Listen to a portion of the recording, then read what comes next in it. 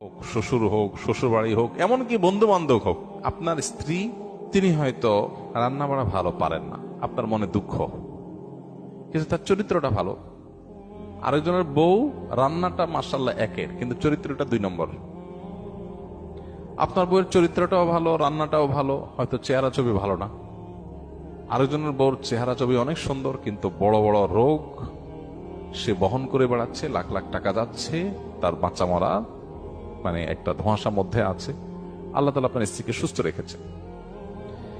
একইভাবে মেয়েরা যদি পুরুষদের দিকে তাকায় দেখেন, আমার স্বামীটা অমানুষ, সে একটা ফোন করে না, একটা মেসেজ দেয় না, একটা খোঁজ খবর নেয় না, আমি মনটা খারাপ করে বসে আছি। আরে ভাই, আপনার স্বামীটা নেশাখোর? কোন নেশা করেন, আলহামদুলিল্লাহ করেন। অনেকের স্বামী নেশাখোর, স্বামী অনেক খোঁজ খবর নেয়, অনেক কেয়ারি, কিন্তু নেশাখোর। আবার অনেকের স্বামী সব দিক থেকে ভালো আছে, কিন্তু তার ক্যান্সার 4th স্টেজ হয়ে গেছে, যে কোনো মুহূর্তে মারা যাবে। আল্লাহ আপনার স্বামীকে সুস্থ রেখেছেন।